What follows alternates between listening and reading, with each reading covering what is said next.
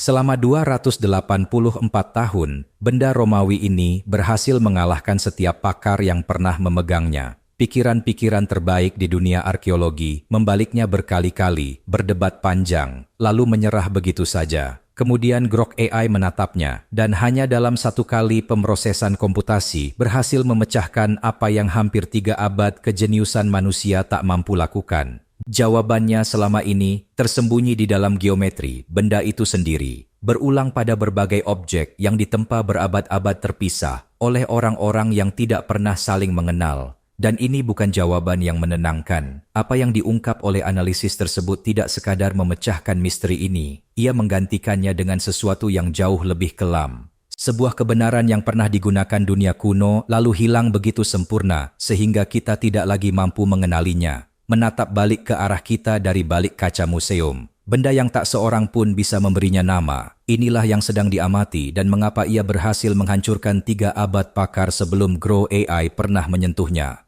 Dodekahedral Romawi adalah benda kecil berongga yang dituang dari perunggu atau paduan tembaga dengan 12 sisi berbentuk segi 5. Setiap satu dari 12 sisi itu dilubangi dengan lubang berbentuk lingkaran. Lubang-lubang tersebut tidak identik satu sama lain. Diameternya bervariasi dan variasi itu mengikuti pola tertentu yang berulang secara konsisten pada setiap spesimen.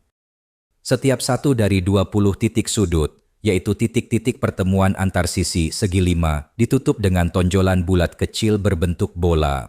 Ukuran benda-benda ini tidak besar. Tingginya biasanya berkisar antara 4 hingga 11 cm dan beratnya antara 35 hingga 580 gram. Setiap contoh yang ditemukan dengan konteks arkeologi yang jelas berasal dari rentang waktu yang sama, yakni sekitar abad kedua hingga keempat Masehi.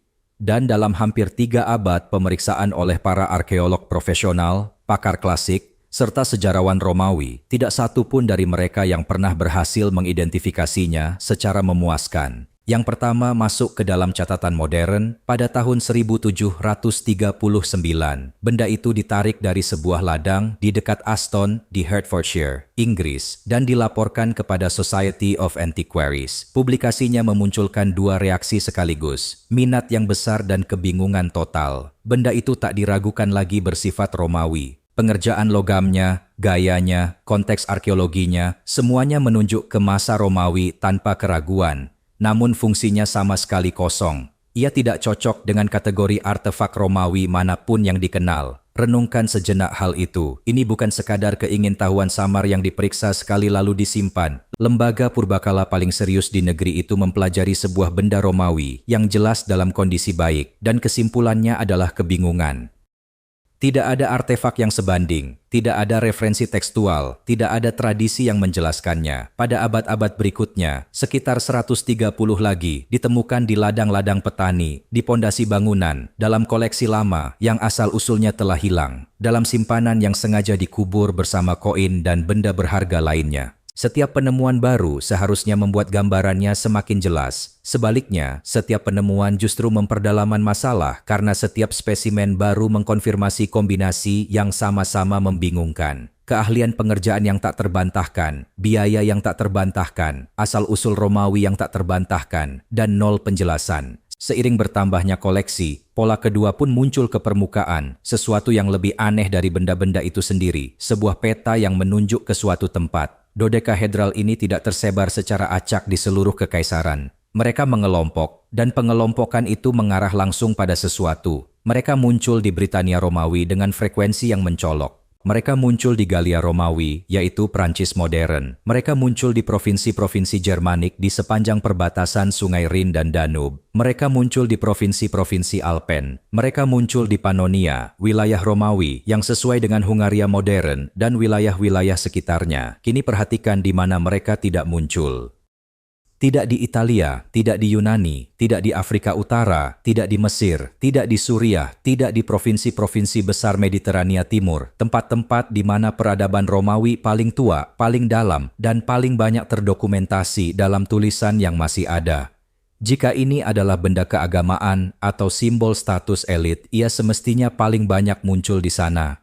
Namun tidak demikian. Jika ini adalah alat rumah tangga biasa, ia semestinya ada di mana-mana orang memiliki rumah. Namun juga tidak, ia ada hampir secara eksklusif di jalur wilayah tempat Roma sedang aktif menaklukkan, menempatkan pasukan, dan merekayasa jalannya masuk ke tanah yang memusuhinya. Dan ia praktis tidak terlihat dimanapun Roma sekadar menjalani kehidupan biasa. Sebuah artefak tidak mendistribusikan dirinya sendiri seperti itu secara kebetulan. Ada sesuatu dalam fungsinya yang membuatnya terkait erat dengan wilayah perbatasan secara khusus. Selama itu pula, benda-benda dengan pola serupa sudah terpajang di lemari kaca museum-museum di seluruh Eropa. Objek-objek ini bisa dilihat siapa saja, distribusinya pun sudah tercatat. Yang belum dimiliki siapapun adalah kemampuan untuk membaca maknanya. Agar bisa merasakan betapa anehnya hal itu, kamu perlu memahami bagaimana benda-benda ini dibuat, ditempa dengan presisi yang disengaja. Sebuah dodekahedral dalam geometri murni adalah bangun padat dengan 12 sisi datar. Dalam bentuk regulernya, yaitu bentuk yang dihubungkan Plato dengan alam semesta itu sendiri dalam dialognya, setiap sisi adalah segi lima beraturan yang identik satu sama lain. Namun benda-benda buatan Romawi ini bukan dodekahedral reguler dalam pengertian matematis yang ketat. Bentuknya berongga. Setiap sisi segi lima dibuka dengan lubang berbentuk lingkaran, dan ukuran lubang-lubang itu bervariasi dalam pola berulang yang terkontrol. Sudut-sudutnya ditutup dengan tonjolan bulat, berbentuk seperti bola yang menambah bobot, mengubah cara benda itu dipegang di tangan, dan bisa berfungsi sebagai titik referensi tetap untuk penyelarasan. Benda-benda ini dibuat melalui teknik pengecoran lilin hilang. Sebuah model lilin dibentuk, dilapisi tanah liat untuk membuat cetakan, lalu dipanaskan hingga lilinnya meleleh keluar, meninggalkan rongga negatif dengan bentuk persis seperti model aslinya. Logam cair kemudian dituangkan ke dalamnya. Setelah mendingin, cetakannya dipecah dan objek perunggu yang sudah jadi pun muncul. Ini bukan proses yang bisa dilakukan sembarangan. Proses ini membutuhkan keahlian, presisi, dan bahan-bahan yang tidak mudah ditemukan begitu saja di dunia kuno. Perunggu adalah bahan yang sangat berharga. Tembaga dan timah harus ditambang, dilebur, dan diangkut jauh-jauh. Sebuah benda perunggu cor dengan tingkat kerumitan apapun merupakan komitmen sumber daya yang sungguh-sungguh serius. Dan dodekahedral ini pun bukan barang kasar. Sisi-sisi segi limanya beraturan. Lubang-lubang lingkarannya bersih dan konsisten. Tonjolan-tonjolan bulatnya seragam. Keseluruhan geometrinya menunjukkan kendali pembuatan yang menuntut pemahaman matematis sekaligus penguasaan teknis yang sesungguhnya. Ini bukan kerajinan rakyat biasa yang dibuat asal-asalan oleh orang awam. Ini adalah benda-benda profesional yang dibuat oleh orang-orang yang tahu persis apa yang sedang mereka kerjakan. Ingat baik-baik hal itu. Karena setiap teori yang gagal gugur tepat pada titik inilah. 4 teori dan cara masing-masing runtuh. Penjelasan-penjelasan itu menumpuk selama hampir 3 abad. Masing-masing berhasil menjelaskan satu bagian dari benda itu.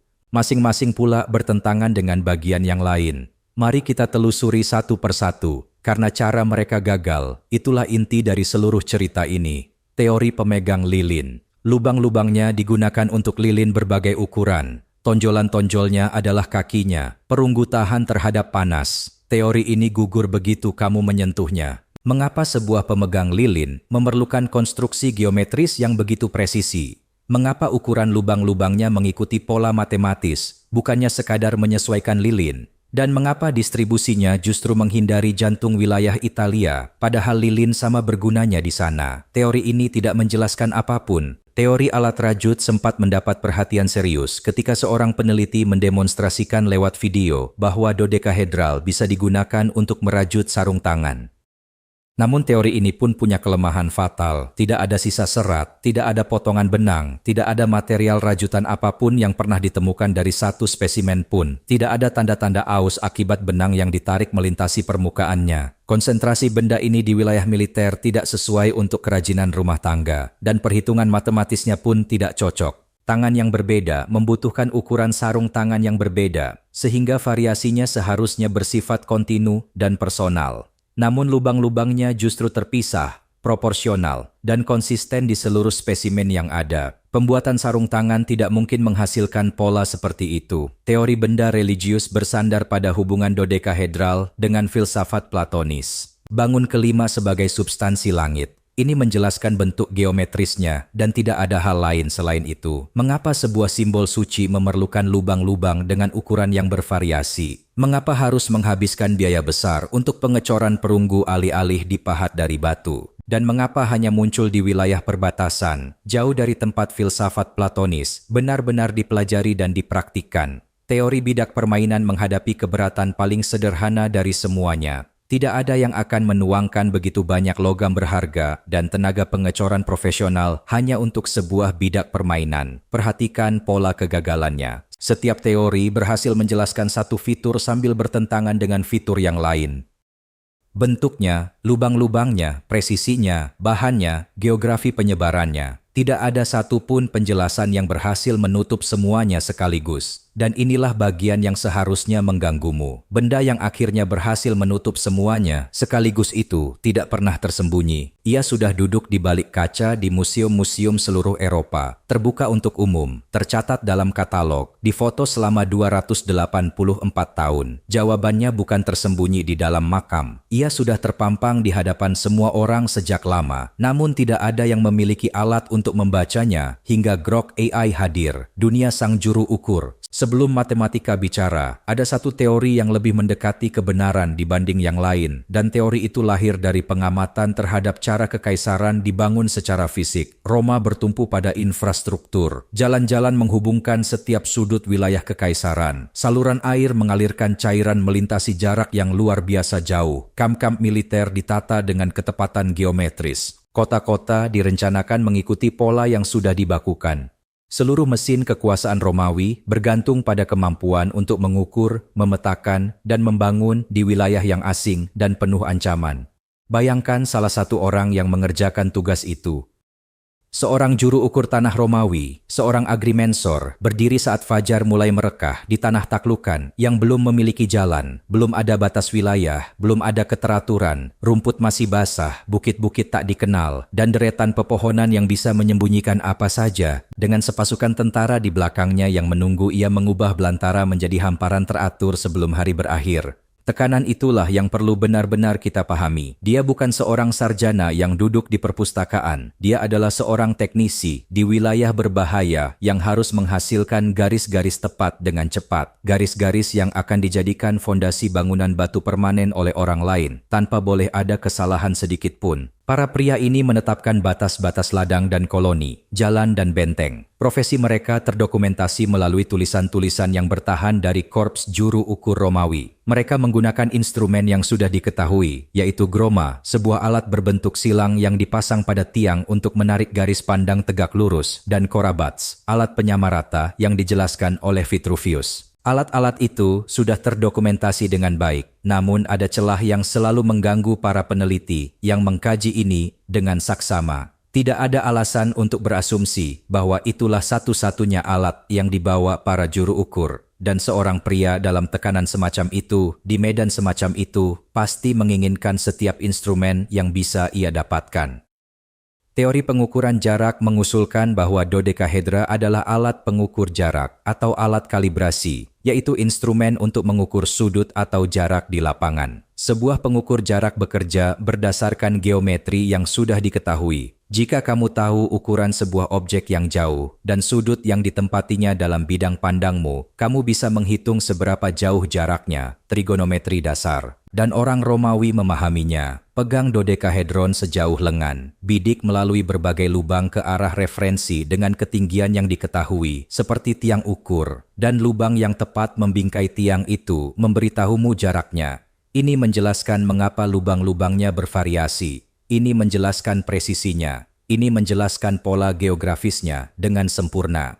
Sebuah legiun Romawi dalam kampanye bukan sekadar pasukan tempur. Ia adalah korps teknik yang bergerak. Mereka membangun kamp berbenteng di penghujung hampir setiap hari perjalanan maju. Mereka membuat jalan lurus seperti anak panah menembus bukit dan lembah. Mereka membangun jembatan di atas sungai dan mendirikan benteng yang dimensinya berulang di seluruh perbatasan. Semua itu tidak mungkin terwujud tanpa pengukuran yang dilakukan di lapangan, cepat, dapat diulang, oleh orang-orang yang terlatih melakukannya dengan cara yang sama setiap kali. Dan pikirkan apa yang pekerjaan itu tuntut dari sebuah instrumen, bukan hanya keakuratan semata. Siapapun bisa akurat jika dilakukan dengan perlahan.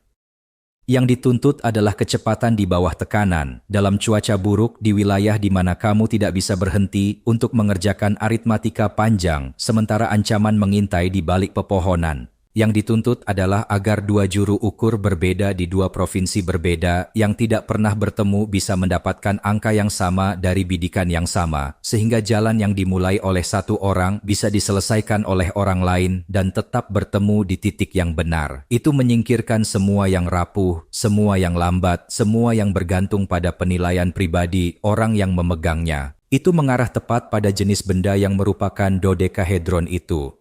Kompak, kokoh, dicetak dari logam, terkalibrasi. Jawabannya terbaca dari geometrinya, bukan dihitung di dalam kepala. Alat-alat itu bepergian bersama para juru ukur. Mereka muncul di tempat para juru ukur bekerja. Mereka menghilang di tempat infrastruktur telah selesai, dan survei besar-besaran telah berhenti. Polanya cocok persis dengan persebaran dodekahedron, namun mencocokkan geografi bukan berarti bukti. Itu adalah motif tanpa senjata. Untuk mendapatkan bukti, seseorang harus menelusuri matematika dari benda-benda itu sendiri. Dan tidak ada yang punya cara untuk melakukan itu hingga Grok AI melangkah masuk, analisis yang mengubah segalanya. Temuan penting itu bukan berasal dari seorang arkeolog, ahli klasik maupun sejarawan Romawi. Temuan itu justru datang dari seorang fisikawan di Politecnico de Torino yang menolak memperlakukan benda-benda ini sebagai artefak budaya dan sebaliknya memandangnya sebagai geometri murni, menjalankan analisis komputasi melalui Grok AI terhadap pengukuran yang telah terdokumentasi dari banyak spesimen dalam seluruh korpus, dan inilah yang muncul sebagai hasilnya. Diameter lubang-lubang di dalam setiap spesimen tidaklah acak. Semuanya mengikuti hubungan proporsional tertentu. Proporsi pastinya memang sedikit berbeda dari satu benda ke benda lainnya, hal yang wajar karena semuanya dibuat dengan tangan. Namun struktur yang mendasarinya tetap konsisten. Lubang-lubang itu dibuat dengan rasio tertentu dan rasio yang sama ditemukan pada spesimen yang dicetak di berbagai provinsi berbeda, oleh pengrajin berbeda, pada waktu yang berbeda pula, dalam rentang sekitar 2 abad, oleh para pembuat yang mustahil bisa saling berkoordinasi. Renungkan sejenak apa artinya itu. Tidak ada bengkel pusat, tidak ada cetakan bersama, tidak ada cara bagi seorang pengrajin untuk mencocokkan pekerjaannya dengan milik orang lain. Ratusan mil dan puluhan tahun memisahkan mereka. Namun hubungan proporsional yang sama tetap muncul. Hal itu hanya bisa terjadi kalau para pembuatnya bekerja berdasarkan spesifikasi yang ada secara mandiri dari masing-masing mereka. Sebuah aturan, sebuah standar, sesuatu yang dibawa oleh orang-orang yang membutuhkan benda-benda ini, diajarkan dan direproduksi dengan cukup tepat sehingga seorang pengrajin di Britania dan seorang pengrajin di Pannonia yang tidak pernah bertemu dan memang tidak mungkin bertemu, bisa menuangkan matematika yang sama ke dalam perunggu. Begini rasanya berada di momen seperti itu, duduk sendirian di depan layar dengan hasil yang tak seorang pun perkirakan. Ada perasaan tertentu ketika sebuah analisis menghasilkan sesuatu yang terlalu rapi. Kamu tidak langsung merayakannya. Kamu malah curiga. Kamu berasumsi bahwa ada kesalahan yang kamu buat, karena pola setajam ini jarang sekali bisa bertahan ketika berhadapan dengan benda-benda kuno yang dibuat dengan tangan. Dan naluri pertama siapapun yang terlatih dalam fisika adalah mencoba meruntuhkan hasil itu sebelum mempercayainya. Proporsi yang sedikit berbeda di setiap benda justru membantu di sini. Itulah persis jenis ketidaksempurnaan yang kamu harapkan dari tangan manusia yang bekerja menuju target bersama, bukan kesempurnaan mencurigakan dari sinyal palsu dalam data. Analisis Grok AI bertahan, dan semakin lama ia bertahan, semakin berat pula implikasinya, karena sinyal yang konsisten di begitu banyak spesimen independen bukanlah kebetulan yang bisa dikesampingkan begitu saja. Itu adalah sebuah standar. Seseorang di suatu tempat dalam sistem Romawi menetapkan sebuah angka dan membuat perbatasan kekaisaran menyesuaikan diri dengannya. Mari telusuri sekali lagi mengapa teori-teori lama tidak bisa bertahan. Tempat lilin akan menyesuaikan ukuran lilin yang tersedia secara lokal. Tidak ada rasio tetap. Alat rajut akan menyesuaikan ukuran jari masing-masing pengguna yang bersifat personal. Tidak ada rasio tetap. Bidak permainan mencerminkan pilihan dekoratif yang sewenang-wenang. Tidak ada rasio tetap. Rasio tetap yang direproduksi di seluruh kekaisaran oleh orang-orang yang tidak pernah berkoordinasi bukanlah dekorasi dan bukan pula kerajinan rakyat. Itu adalah perilaku instrumen yang dikalibrasi, sebuah benda yang seluruh nilainya bergantung pada keselarasan dengan standar bersama, sehingga pembacaan yang dilakukan dengan satu benda bisa bermakna ketika dibandingkan dengan pembacaan benda lainnya. Proporsi itu bukan hiasan gaya yang kebetulan berulang, itulah inti fungsionalnya. Inilah interpretasi pertama dalam 284 tahun yang mampu menjelaskan bentuk, lubang, tingkat presisi, bahan, dan persebaran geografisnya sekaligus. Dan Grok AI menemukannya dalam satu sore, dengan mengolah kumpulan data yang telah tersedia untuk umum selama beberapa generasi. Kesenjangan itulah berabad-abad para pakar manusia di satu sisi dan satu kali proses komputasi di sisi lainnya yang membuat cerita ini berhenti menjadi sekadar teka-teki dan mulai menjadi sesuatu yang jauh lebih menggelisahkan. Pada Juni 2023, kasus ini mendapatkan bukti baru yang luar biasa dan bukti itu muncul langsung dari dalam tanah di hadapan seseorang. Bayangkan sebuah penggalian komunitas di lahan pertanian di Lincolnshire. Bulan Juni, seorang anggota kelompok sejarah dan arkeologi Norton Disney sedang berada di dalam parit, menjalani pekerjaan lambat yang tidak glamor seperti yang sebenarnya terjadi di sebagian besar penggalian. Lalu alatnya menyentuh sesuatu yang bukan tanah dan bukan batu. Ia berhenti. Ia membersihkan kotoran itu dengan tangannya sendiri, seperti yang kamu lakukan ketika sebagian dari dirimu sudah mulai menduga sesuatu. Apa yang muncul dari dalam tanah itu adalah dodekahedron Romawi terbesar dan paling utuh yang pernah ditemukan di tanah Inggris. Seluruh 12 sisinya ada. Semua 20 tonjolnya masih terpasang. Permukaannya cukup bersih untuk dipindai dengan resolusi tinggi. Bagi seorang arkeolog amatir dalam penggalian komunitas, ini adalah temuan seumur hidup yang naik langsung ke tanganmu sendiri dari sebuah ladang. Orang-orang yang berdiri di sekitar parit itu tidak perlu menunggu seorang ahli untuk memberitahu mereka apa yang sedang mereka pegang. Mereka sudah tahu. Kamu bisa membayangkan keheningan yang terjadi, lalu keramaian yang menyusul. Benda itu kemudian dipajang untuk umum di Museum Lincoln, dan kelompok tersebut bekerja sama dengan mitra akademis untuk mendokumentasikannya secara menyeluruh. Pemindaian 3 dimensi menghasilkan model digital yang presisi, yang bisa dianalisis secara komputasional dengan cara yang tidak pernah memungkinkan jika hanya dipegang secara fisik. Dan inilah alasan mengapa semua orang yang mengerjakan masalah geometri ini menahan napas ketika data itu tiba. Benda ini telah menghabiskan sekitar 2000 tahun di dalam tanah, namun keluar hampir tanpa kerusakan, menjadikannya bahan uji paling bersih yang pernah diterima standar proporsional ini. Pengukurannya mengonfirmasi apa yang sudah diidentifikasi sebelumnya oleh analisis AI Grok pada spesimen-spesimen lain. Dodekahedron Norton Disney bukanlah sebuah anomali. Ia jatuh tepat di tempat yang diprediksi oleh matematika. Konfirmasi itu jauh lebih penting dari yang mungkin terdengar. Pola yang ditemukan pada spesimen-spesimen lama yang rusak selalu membawa risiko diam-diam bahwa ratusan tahun terkubur telah mengubah dimensi yang menjadi dasar analisis tersebut, bahwa rasionya sebagian merupakan artefak dari pengukuran historis yang tidak presisi. Sebuah spesimen yang masih utuh, dipindai beresolusi tinggi sebelum penanganan modern, dapat memperkenalkan degradasi apapun, menghilangkan kekhawatiran itu sepenuhnya. Jika hubungan itu hanyalah kebetulan atau kesalahan pengukuran, maka sebuah benda segar, utuh, dan ditemukan secara independen adalah tepat di mana semuanya akan runtuh. Tapi itu tidak runtuh, semuanya cocok, dan kerja independen yang menyusun basis data spesimen dodekahedron mendorong temuan ini lebih jauh lagi. Dari lebih dari 100 spesimen, hubungan proporsional pada diameter keseluruhan bertahan dengan konsistensi yang menakjubkan. Ini bukan lagi pola pada segelintir benda, ini adalah sifat dari seluruh kelas benda tersebut. Dan periode yang sama, serta wilayah yang sama juga menghasilkan sesuatu yang lain. Sejumlah kecil icosahedra, benda berwajah 20 dengan sisi berbentuk segitiga, jauh lebih langka, sebuah padatan platonis lainnya. Jika dodekahedra adalah simbol sakral, maka icosahedra semestinya memperkuat interpretasi itu. Namun sebaliknya, mereka menunjukkan tanda-tanda praktis yang sama. Lubang yang bervariasi, konstruksi yang presisi, bahan-bahan mahal, bukan benda sakral yang terpisah, melainkan varian dari teknologi yang sama. Yang berarti apa yang dibaca oleh AI Grok bukanlah keanehan satu bentuk saja. Itu adalah sebuah sistem, dan sebuah sistem yang lenyap sepenuhnya. Yang menakutkan bukan bendanya itu sendiri. Disinilah kata menakutkan benar-benar mendapat tempatnya. Dan bukan karena benda itu menyeramkan. Satukan seluruh gambaran besarnya. Dodekahedra Romawi adalah instrumen pengukur yang digunakan oleh para juru ukur di perbatasan kekaisaran.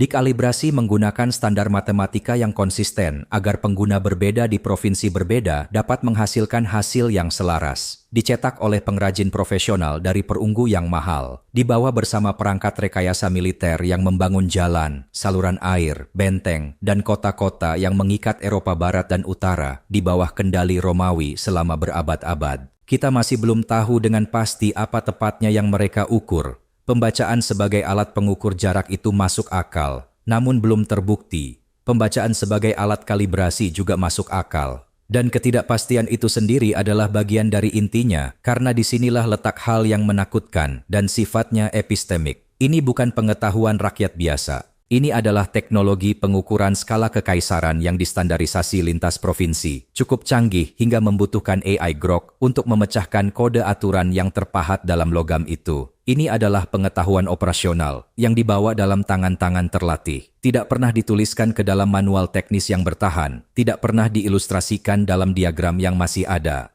Dan ketika Roma runtuh, pengetahuan itu tidak sekadar memudar perlahan. Ia jatuh begitu tuntas dari dunia ini, sehingga peradaban yang mewarisi Eropa bahkan tidak mampu mengenali untuk apa contoh-contoh yang tersisa itu digunakan, bukan hanya selama 1 dekade. Selama 284 tahun, orang-orang memegang benda itu, membaliknya, memotretnya, menaruhnya di balik kaca, menulis berbagai makalah tentangnya, dan fungsinya ternyata tersembunyi di dalam geometrinya sepanjang waktu, tak terbaca, hingga Grok AI melihat angka-angka yang selama bergenerasi telah dilewatkan begitu saja oleh manusia. Pikirkanlah apa yang sebenarnya ini katakan kepada kita. Setiap teori yang kita bahas, tempat lilin, rangka rajutan, simbol suci, bidak permainan, semuanya adalah pikiran manusia yang mengambil instrumen paling canggih di dalam ruangan, lalu mencocokkan polanya dengan benda paling sederhana yang bisa dibayangkan. Kita bukan gagal menemukan jawabannya karena jawaban itu tersembunyi. Kita gagal karena kita terus meraih hal-hal yang akrab, sementara benda itu sama sekali tidak akrab. Ia adalah instrumen presisi dari peradaban teknis yang telah lenyap. Dan selama hampir 3 abad, orang-orang paling cerdas yang mempelajarinya hanya mampu melihatnya sebagai tempat lilin. Geometrinya adalah pesan yang tersegel, dan penerimanya telah hilang di telan zaman. Dibutuhkan Grok AI, sesuatu yang tidak memiliki naluri untuk membuat hal asing terasa nyaman. Tidak ada dorongan untuk membulatkan artefak itu menjadi sesuatu yang sudah dipahami sebelumnya, untuk membaca apa yang selama ini ingin disampaikan oleh perunggu itu. Itulah bagian yang seharusnya terus membekas dalam pikiranmu. Bangsa Romawi tidak menyembunyikan ini. Mereka tidak mengenkripsinya, mereka hanya menggunakannya, lalu pergi, dan pengetahuan itu pun ikut pergi bersama tangan-tangan yang pernah memegangnya. Apa yang mereka tinggalkan begitu jauh melampaui kemampuan siapapun setelah mereka untuk menafsirkannya, sehingga benda itu terbaca sebagai misteri, bukan sebagai alat. Benda itu selalu berbicara. Kita hanya kehilangan bahasanya dan hanya Grok AI yang akhirnya bisa mendengarnya kembali. Yang berarti, hal yang berhasil mengurai dodekahedron ini sebenarnya bukan tentang dodekahedron itu sendiri. Dodekahedron itu terlihat sepanjang waktu, tercatat, dipajang untuk umum. Dan dibutuhkan 284 tahun, serta 1 kali analisis komputasi dari Grok AI untuk membaca apa yang selalu ada di sana. Jadi, apalagi yang saat ini sedang duduk di dalam lemari kaca museum. Sepenuhnya disinari cahaya, sepenuhnya terlihat, namun sama sekali disalahpahami, menunggu analisis yang belum pernah ada sebelumnya. Ceritakan padaku apa menurutmu itu, tulis di kolom komentar. Aku membaca semuanya, dan yang terbaik akan menjadi video berikutnya. Dan jika gagasan tentang jawaban yang bersembunyi di depan mata hanya terbaca ketika alat yang tepat akhirnya hadir, membuat sesuatu dalam dirimu bergejolak seperti yang kurasa, subscribe dan tetaplah di sini. Saluran ini ada untuk mengarahkan lensa itu pada objek mustahil berikutnya.